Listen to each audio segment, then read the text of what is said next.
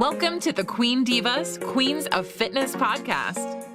Join your hosts, three-time WBFF world champions and WBFF royalty, Alicia Gowans and Stephanie Ayala McHugh, as we explore all things female health, training, competing, mindset, and living the fitness life every day.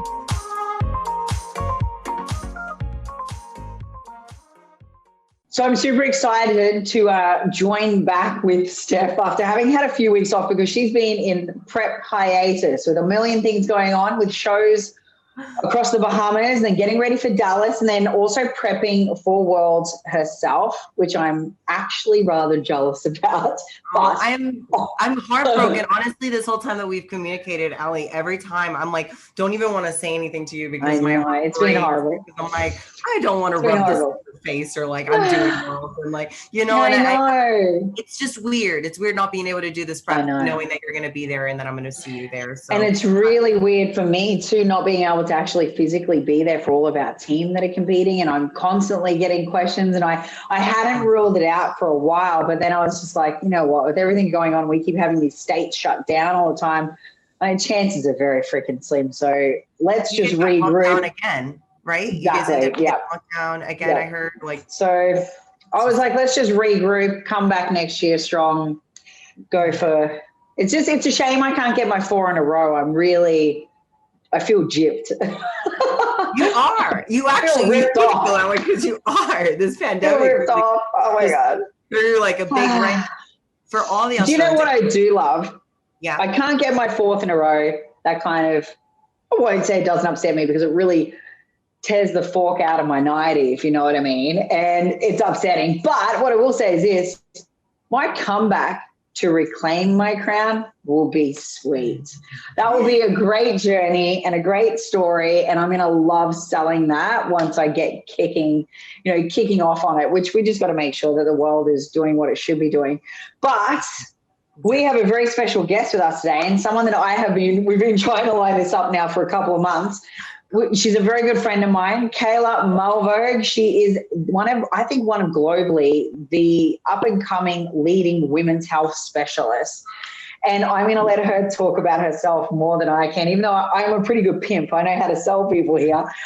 She is legitimately one of the brightest minds and one of the, just most beautiful people inside and out when it comes to anything with this. And whenever I have any of my team going through anything or I'm asking questions, I'm just immediately sending them her Instagram link. And I'm like, follow this lady because that's where you need to find some really good quality information when it comes to all things pertaining to, the female cycle, the impact of that on training, nutrition, just our physiological differences between, masculine and feminine when it comes to being on the gym floor. And I was lucky enough that I actually undertook the women's physiology course with Kayla. I was one of the first group, wasn't I?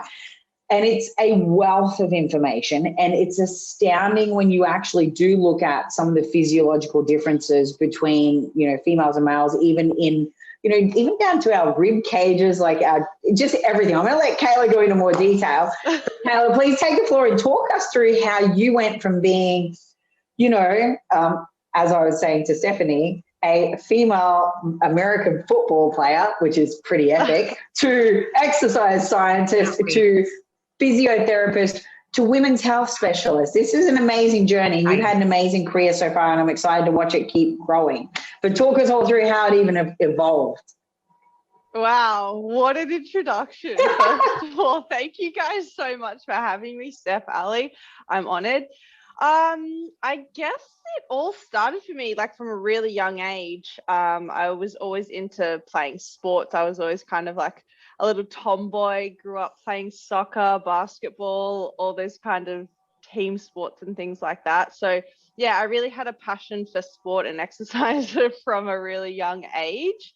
And then, so all sort of through school, I had a few different career paths that I was sort of thinking about. So at one stage it was like, I want to be an Olympic track athlete. And then, wow.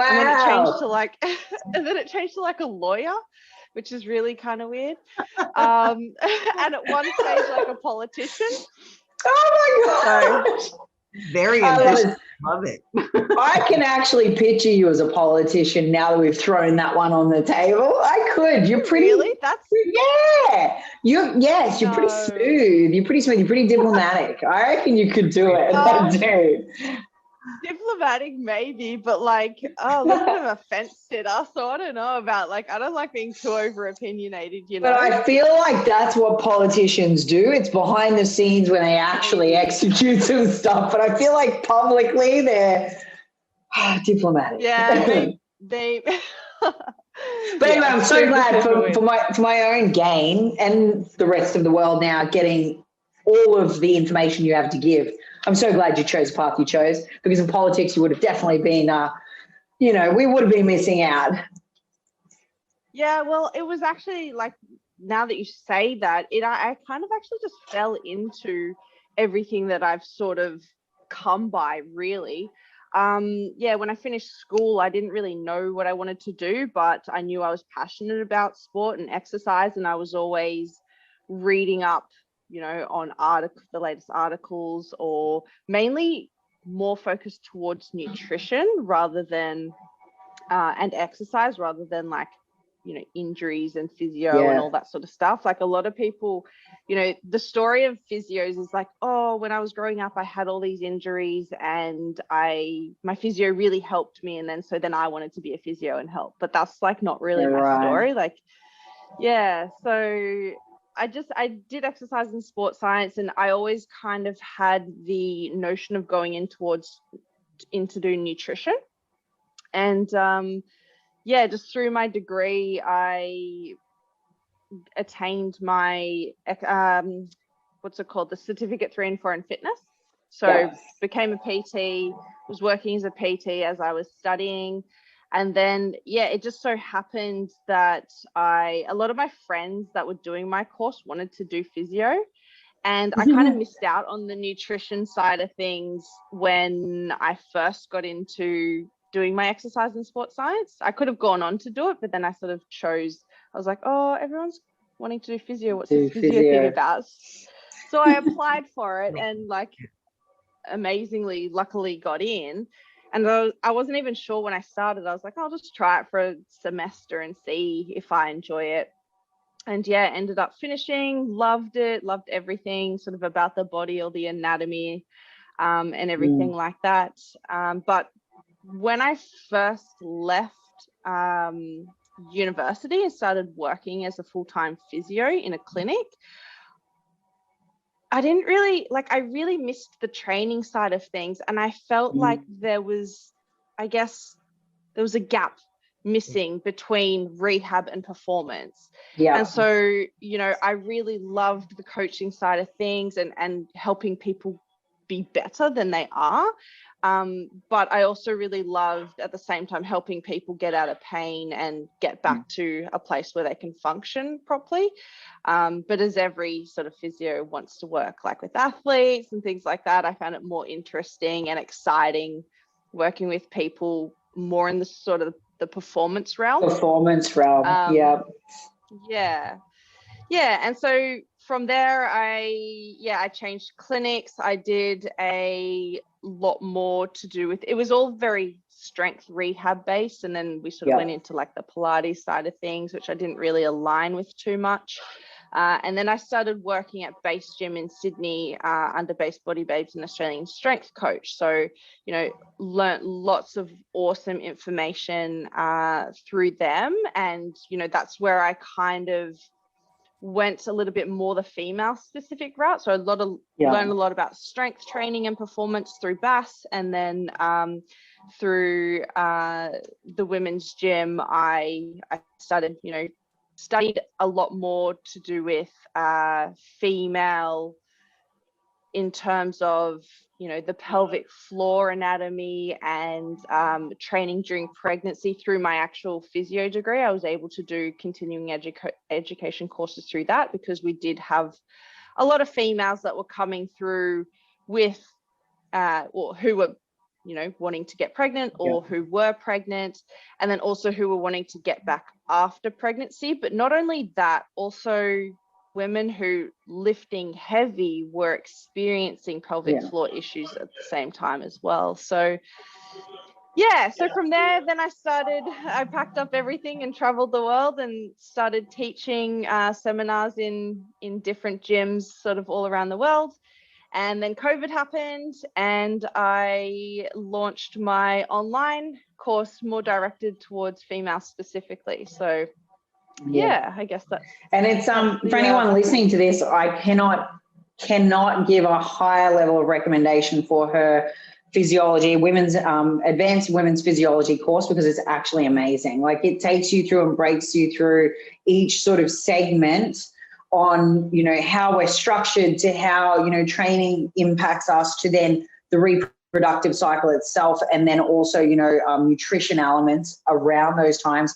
And it's really, it's really quite phenomenal. It's really worth, for anyone who is a solid PT that doesn't have a higher education behind them, this would be a really great way to level up, skill up, and further develop your toolkit, I think, when it comes to, especially if you are female focused, you know, client base, this is a really great feather in your cap to have. So we will have information on that poster show, and I'll get Michaela at the end to basically talk about, you know, the next intake and where you can do them. And I encouraged her to do an on-the-road one and a face-to-face the minute that COVID freed up and allowed her to do it in Australia, because she's very powerful on that floor. So what she talked about was, she said, linking the two.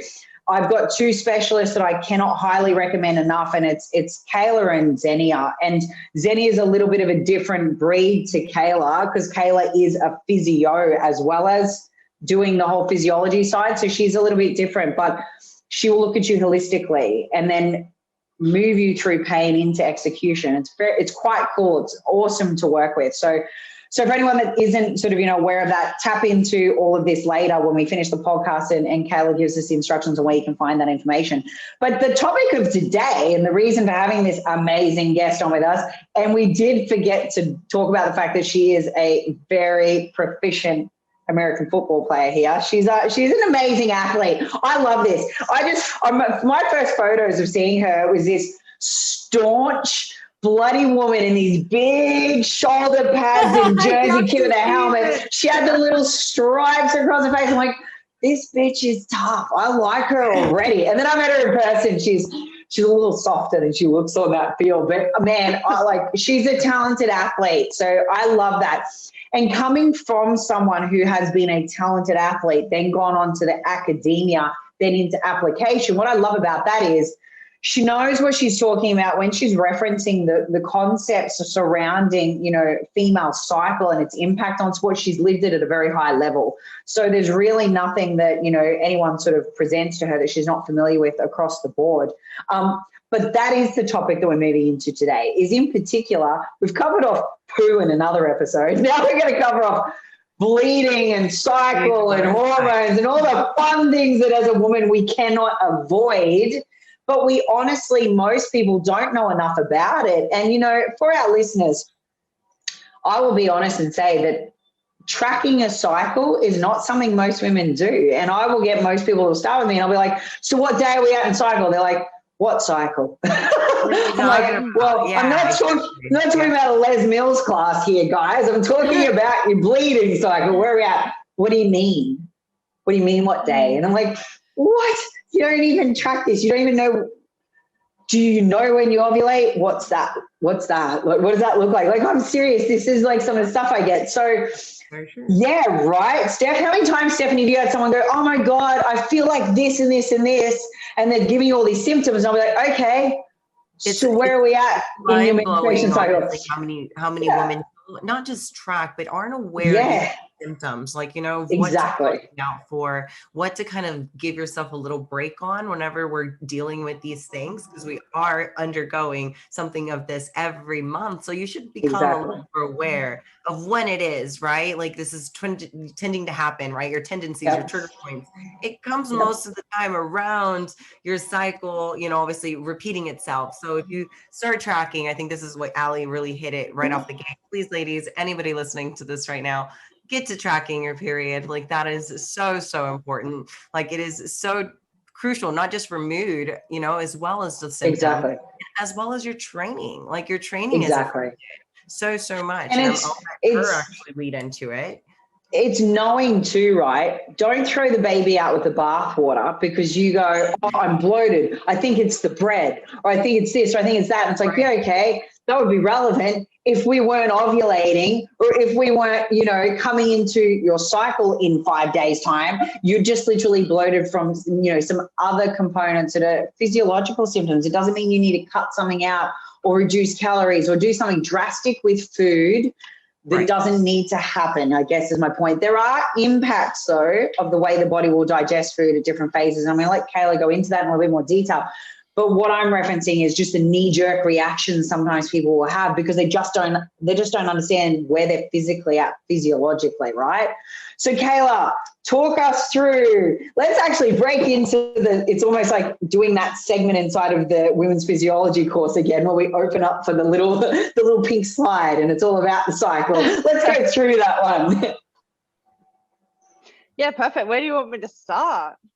So I think first of all, let's talk through, okay, well, what is it? What does the full cycle look like? What are the phases? What's the normal duration? And then maybe I think in particular for a lot of women listening to this, what are the common symptoms that you have going on month to month, but you don't even register that that's linked to hormones, raging, surging, declining, as they do with the normal wane of our cycle?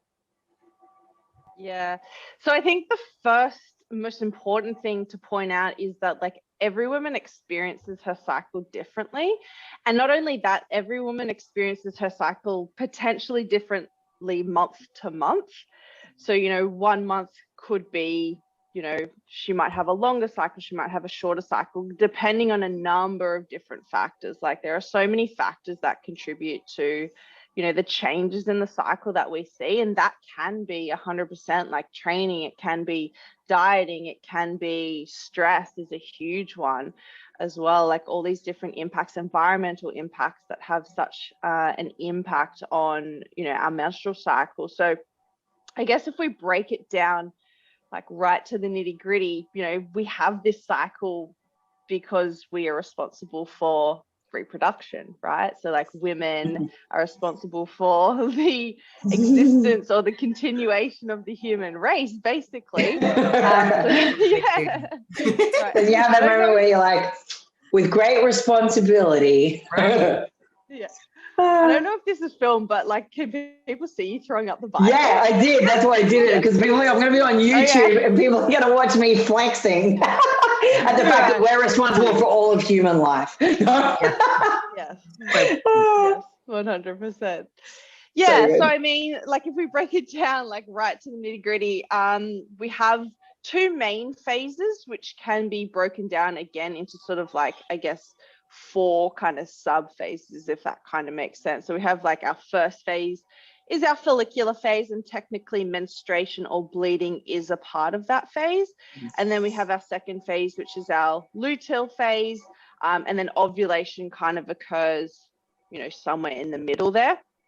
And so what's kind of happening during that follicular phase, during that, you know, that very first phase of menstruation when we're actually bleeding, is all our hormones have just dropped. They're all super low. You know, our main ones being estrogen, progesterone as women. And that's sort of, you know, we kind of have this idea that being on your period is like really bad, and it's really bad for training, really bad for competing and things like that. That can be true, like more sort of towards the start when you're just coming down off like the high from the hormones from the previous phase. But, you know, once they sort of start to level out, women, even while they're still bleeding, can start to feel, you know, a lot better, because we have kind of this male-like physiology where our hormones are quite stable during this phase.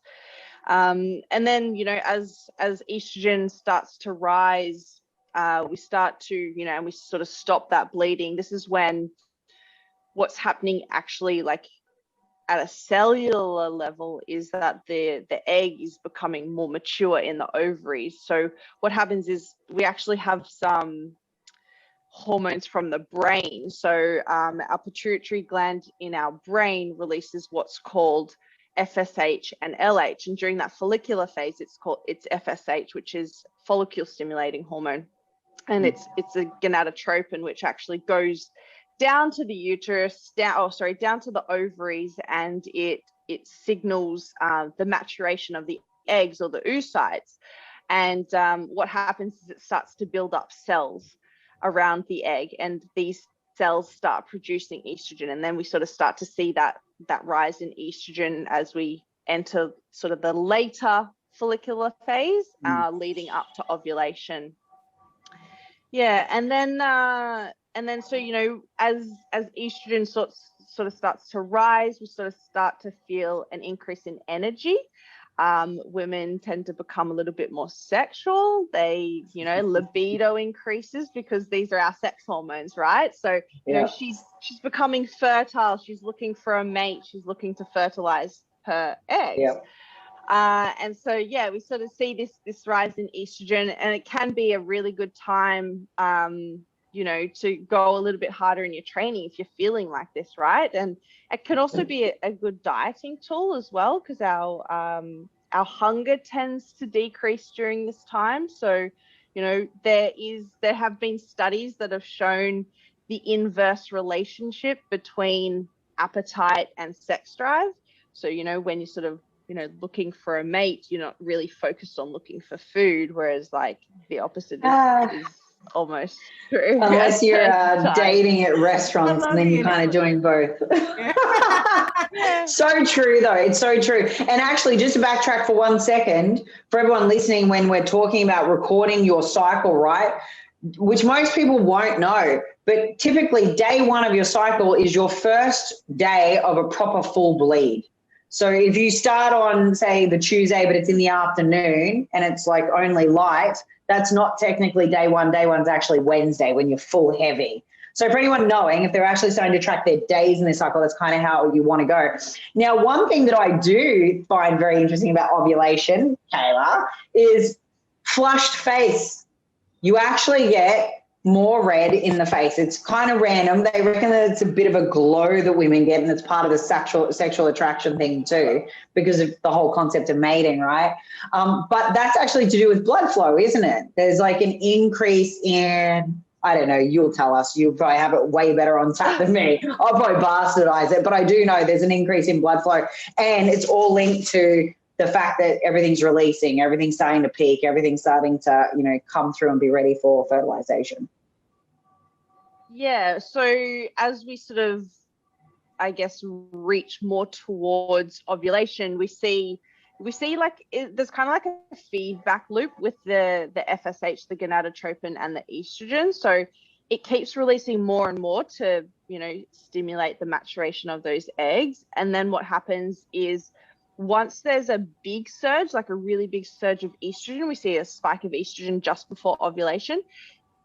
It's almost like it stops the release of FSH. So it's like a feed forward loop, and then it's like a feedback loop where it's like, okay, stop this, start releasing luteinizing hormone, which is LH. Yep. And then what happens is that again goes down to the reproductive organs and starts releasing or progesterone is starting to release. So LH actually degrades the ovary wall, the egg is released into the fallopian tube, and then what's left over is called the corpus luteum, which starts producing progesterone, which helps to thicken the uterine lining and stuff like that. And so when we see this release in progesterone actually starts to increase our core body temperature as well. So during the luteal phase, the second phase of the cycle that we sort of spoke about before, this is following ovulation, we start to see this rise in core body temperature. We see a rise in metabolism as well. So this is why we kind of get hungrier, because we see these I don't know if you guys have spoken on the podcast about before, but leptin levels start to drop, and women are quite sensitive to leptin. So you start feeling, like less satiated, more hungry, want to eat more food because we're burning more energy. And that'll be sort of a reason why that we start to get like this flushed face as well, like our increase, our core body temperature is increasing as well.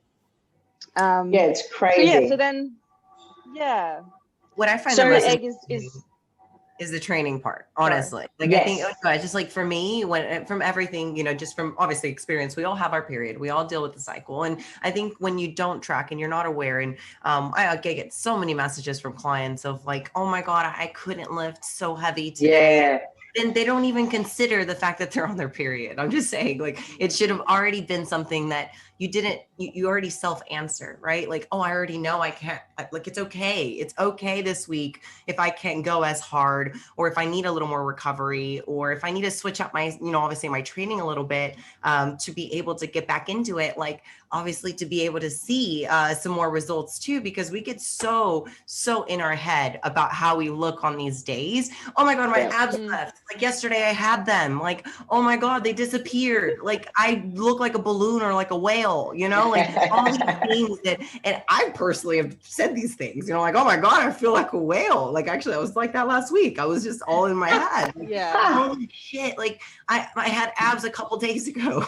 I completely lost them. And it's okay. Like I understand what my body's undergoing. So you don't give yourself all this grief. Like you don't freak out and you don't throw in the towel thinking that this is not working, right? Like the prep isn't working, or your diet, or all your hard work went out the window. So really trying to make sure you are just aware of the symptoms as well as what it affects in your training, to me is the most important as well. I mean, like the symptoms, you can't get by them. Like we're going to have them. Some women deal with them, like you said, more than others, or some have more irregular cycles than others.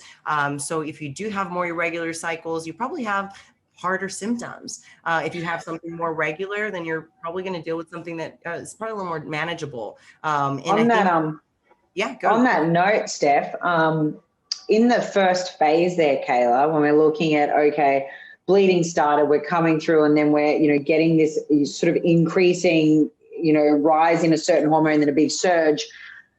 What is the impact on training at those points typically? Now, obviously it's different for everyone, but what can people expect to see when they're in that initial sort of crescendo? Yeah, so like I said before, like during that phase where like menstruation, where the all the hormones are low, we sort of have this really stable physiology, can be a really good time to train and compete and things like that. We have more of this like male like physiology, and then as estrogen starts to rise, like our energy levels are going to rise. Estrogen is also known as an anti-catabolic hormone, so really good for strength training, really good for recovery, really good for putting on and maintaining muscle mass. And then sort of around ovulation is when it all kind of peaks. But one thing that we need to be careful of around ovulation and when estrogen peaks as well is that it can also be a higher risk for injury. So they've done studies on AFL players where they found that, and as well with our structure and things like that, which we can go into if you want to a little bit later, they found that ACL injuries were a lot more prevalent, soft tissue injuries a lot more prevalent, during like around ovulation when estrogen was higher. And we find the same thing in pregnancy as well. When there is a greater surge of estrogen during pregnancy, this is when women tend to experience more of that pelvic girdle pain, when all the ligaments are loosening to, create the space in the pelvic area for the baby. And, historically, it's been sort of thought that relaxin was actually the hormone responsible for the ligament laxity. But recent studies have showed that that's more sort of to do with rats and not humans. And then when we looked at humans and compared humans and the ligament laxity in their knees and things like that, it did follow more of like this estrogen curve as well. So that's super interesting. Around training. And I only asked that question. I only asked that question because like Steph probably doesn't have it because she's not like nursing the physiological crap I am with my back. But I find for me, even though technically at that point leading up to ovulation, I should be feeling stronger, I actually feel a little bit opposite. I actually feel like I've got to pull back. It's where I have my most chronic states of pain with my back, and I have a central nervous system that feels like it's just got the floodgates open and it's on high alert. But then the minute that I drop and I start coming and progesterone starts rising, I find it eases off, and I find I get a bit of relief, and I find then I can start pushing a little bit more load. So I'm probably one of those odd ones. It's a little outside of the realm of what hormonally, naturally I should be feeling, but that's directly related to injuries. That makes a lot of sense to me. And that's another reason why I asked, because I wanted to have you talk about the impact of these surges on connective tissues and stuff like that. So that's awesome. Because I think that's, again, something people don't realize. It's very... No, I've definitely had clients the same that, around ovulation, it's not a great time for them. They're feeling like, not the best around that time as well. And, with in the gym, like, it is a safe environment. Like, it is a lot of a safer environment as opposed to, say, like contact sports or something like that. So, we can push hard if we're feeling good, like you said, Ali, but maybe instead of, if your program says back squat, but you don't feel stable enough, or you feel like, not great there, like, you have the option to go maybe leg press and like change that up. So knowing where you are in your cycle, because you can go hard on a leg press where you're quite externally stabilized, and there's a less risk of injury there. You can fail in a good position, as opposed to like, a low bar squat or something like that, where you're a lot less externally stabilized. So knowing that can be really, really empowering. And Steph, as you said before, it is really empowering for women to be able to know, where in their cycle they are, and that may be contributing to some of the feelings or some of the weight gain that they sort of see. I think it's just, probably one of the most important things. It's just, it's not like we have to, I guess, be a victim to our cycles. Like, we can use it as an ergogenic, we can use it as a training aid. Absolutely. 100%. And there are some really great benefits. There are some really great benefits for training for us as well. And hitting on the weight thing, just because I think this is something that we forget, everyone forgets, that fluctuation is okay. Like, it is okay during your cycle. Like, this is normal. And we're like, am I weird, or why am I gaining so much? Or is this, obviously a normal thing? Absolutely. Like, this is, and some women, yes, they may not, but more so. Steph, yes. What's your average fluctuation? To let everyone understand that you and I both experience this, but it's real, right? Honestly, how far can yours go? How far can yours go either side? Give or take 2 or 3 pounds. So for me, that would be, well, in kilos, that would actually be almost a kilo, like from half to a kilo, half a kilo to a kilo. Like, and that's pretty drastic for someone, just, I'm saying, that looks at the scale all the time, and like, oh my God, what just happened? Like, just gained 3 pounds. And that for me, that would be a whole kilo. Well, technically a kilo and a half, So, and I think it's great for people to know that, because I think that they look at, I think people that just have not yet reached a level where you're at, Steph, will look at you or some of the other big name profile ladies and be like, oh my gosh, I bet they don't experience this. I bet it's just me. But no, we all experience it. I will have at times sort of 2 kilo gains at different times during ovulation. And then I kind of drop it, and then I get it back again when I'm menstruating. So 100%. Kayla, I'm sure you are the same. Like, we all experience this, and it is completely normal. I'd love to know more about the benefits, though, when we look at the benefits of all of this. Like the benefits of estrogen. And the benefits of the training for us, even maybe on the regulation of some of these things, without it being quite so chaotic either, the symptoms that we might have.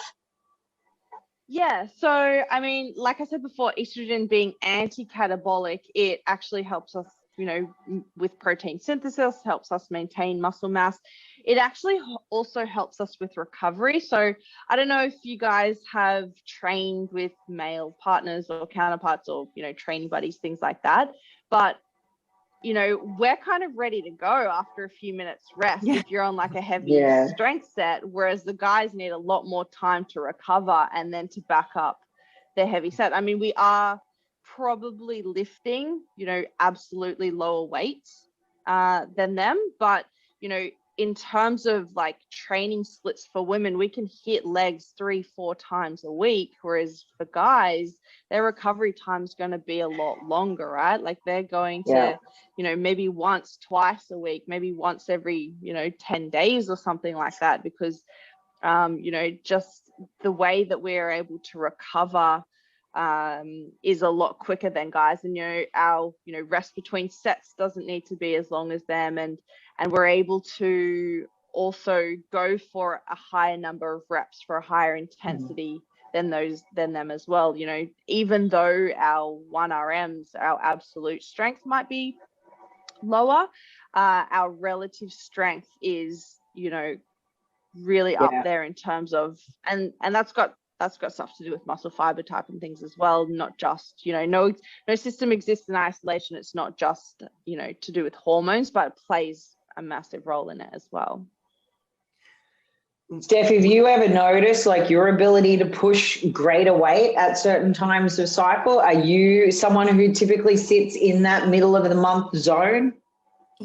For me, it's actually from the middle to the lead up. It's like normally me hitting some of my best lifts leading up to my period week. So that would be, it's so sad. Carrie always makes fun of me because like on my leg day, particularly, it's like I get my period like on the day of. And I'm like, it must be the weight. I would get so upset because I was just about to have a good session. I'm like, I was literally about to be able to hit it hard.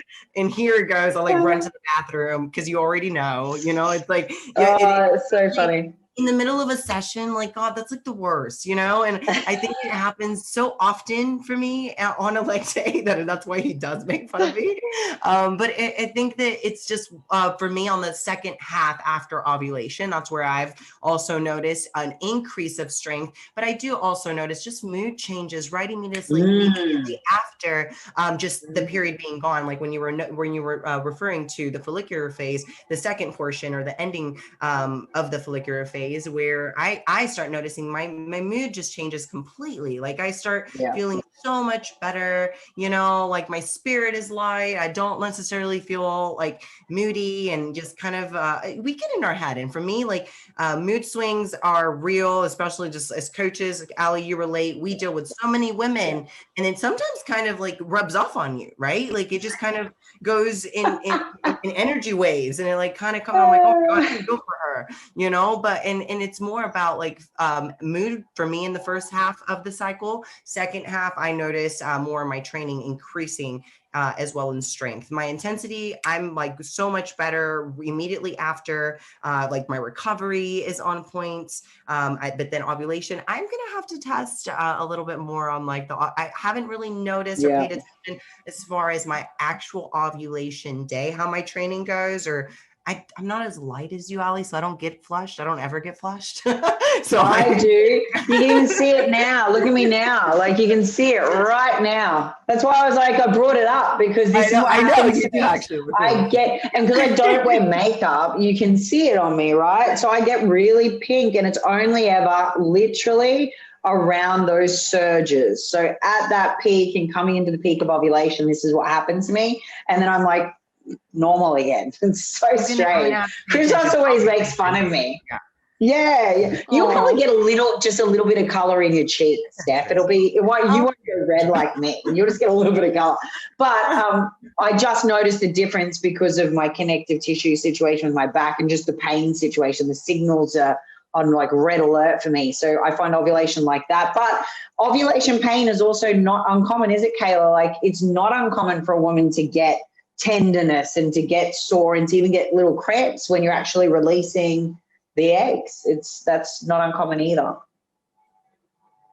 Yeah, no, a lot of women can experience, a lot of different symptoms. And, some of the symptoms we kind of think that we kind of accept them as well. We kind of think, they're common, so they're normal, but a lot of them aren't necessarily normal. Like women shouldn't really be having extremely painful periods, let's say. Like, a sign of there might be something potentially underlying wrong could be like extremely painful periods or, symptoms that, are maybe not not necessarily normal. So, we need to be careful as well that, we're not just accepting certain symptoms as normal, because it could be, I guess a signal of something underlying that may potentially be wrong, like PCOS, endometriosis, things like that. And actually, one of my questions, Kayla, since you're actually touching on that, would be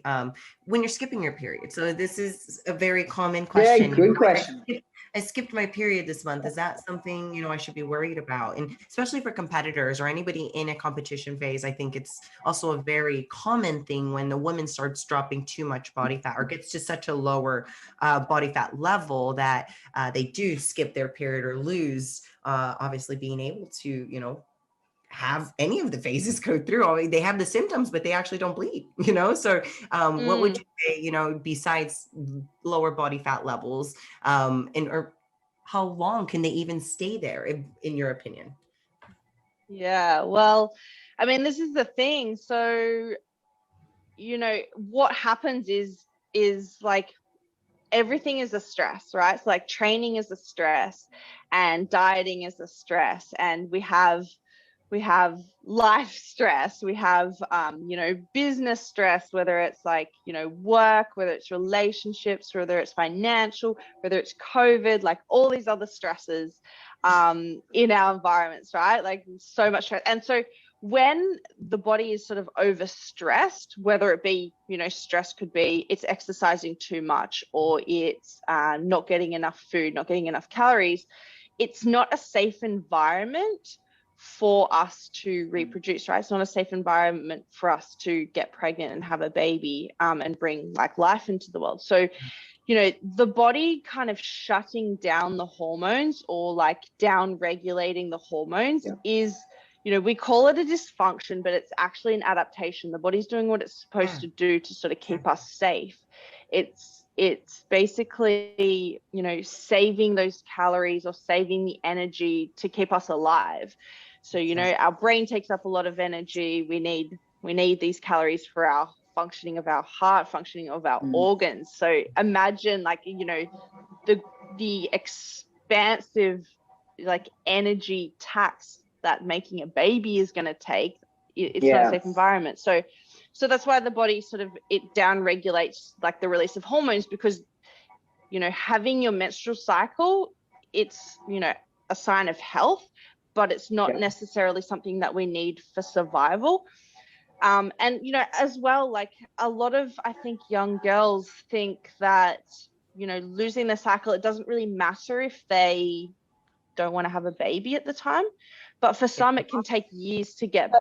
I get that a lot. No, I do. Yeah, my immediate reaction. I get that a lot from women.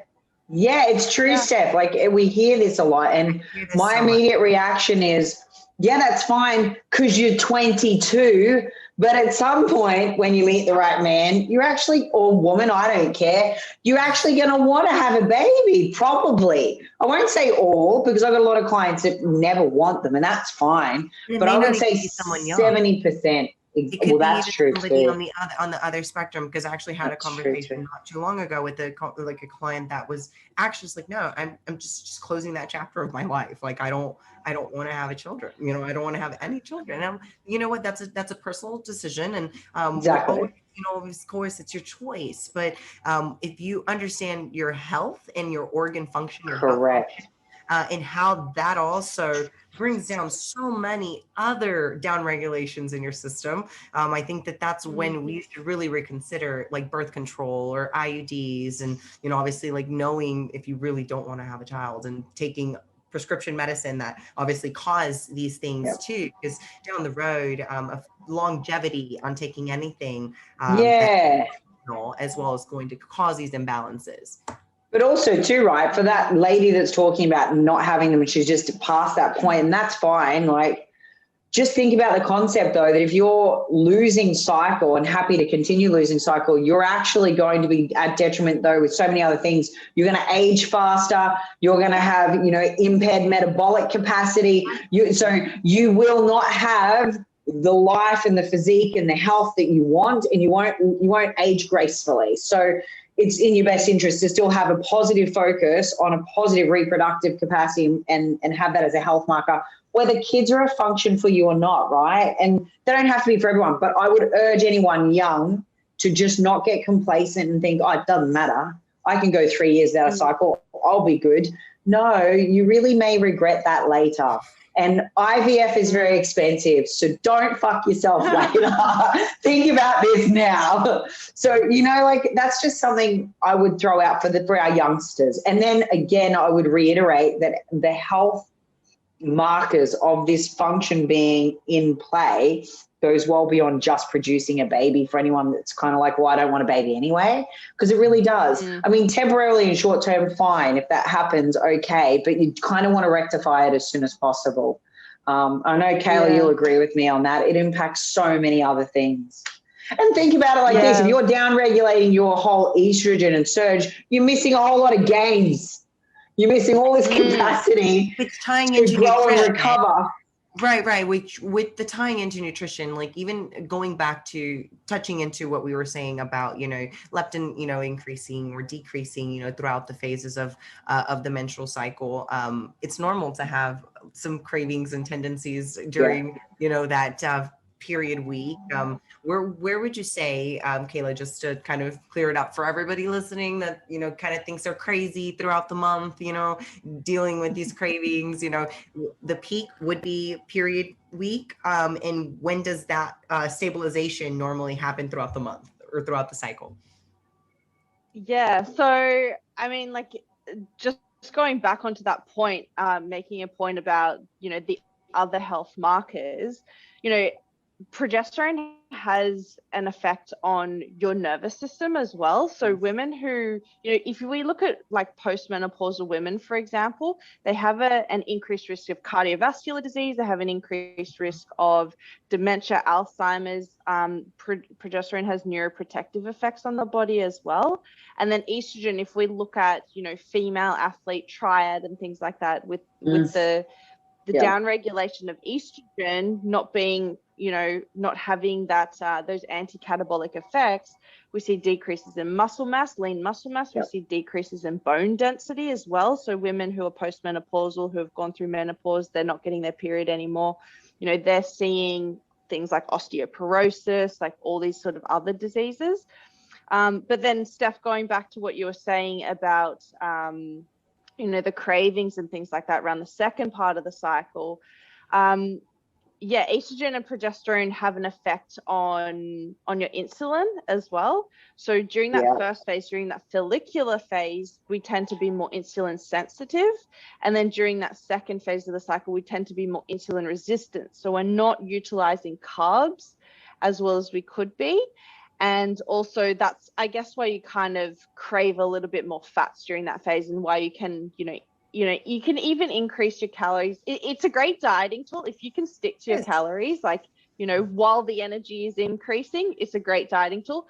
But, you know, allow yourself 100 to 200 extra calories a day, you know, have that piece of chocolate, you know, it's a signal, right? Like your body's, it's craving like the magnesium from the chocolate, it's craving the fats from the chocolate, to help support, you know, your hormones, and then, you know, satiate those cravings as well. And maybe, you know, decreasing your carbs, increasing your fats around this phase can be a way to sort of help offset those cravings and that hunger, and a way that you can sort of work with your physiology as well. That's awesome.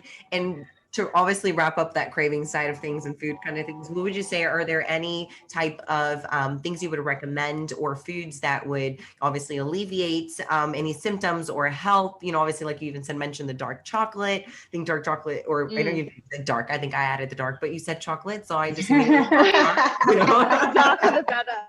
The darker the better. Yeah. I mean, definitely. So I think the most important ones for women as well is going to be, like I said before, magnesium, and dark chocolate does contain a lot of magnesium as well. Zinc is important, and also your B vitamins as well for women, and women especially who are on oral contraception or some sort of hormonal contraception as well. These, you know, we can get them in our diets. We can get them from meats. I think a lot of women are scared of eating like red meat as well, because they think it's a lot fattier, but that can be really helpful in our diet for supporting our hormones, like during this phase as well. And then, you know, if they're not getting it from their food, say, you know, you are going into a prep and you're on really low calories, some supplements might be able to help, you know, zinc, magnesium, vitamin B and things like that. And especially, those women who are on hormonal contraceptions who are, you know, their normal hormones are suppressed and they're having, you know, these exogenous hormones, these hormones outside the body, these synthetic hormones almost like popped into their body. And that's going to, downregulate your normal hormones, like your normal release of hormones as well. And like we said before, it can take some time to get back there. And that's another episode for you guys, but that's definitely going to be an episode, you know, talking about, you know, birth control and IUDs and how that also, you know, affects your training, your metabolism, and obviously your physique if you're doing this for a goal, obviously your health in the long run. So that will be some juicy and good stuff for the next one. But Kayla, it's been awesome being able to pick your brain and, you know, being able to, you know, hear obviously your very intelligent side of the physio of the woman's body. So I really appreciate all of the details, and obviously every listener, make sure to follow her, you know, make sure you guys also I think you guys are gonna tell us how to get your course online. I think that you have something. How do we find that? So my course is Applied Women's Physiology and Training. It's an 8-week online course.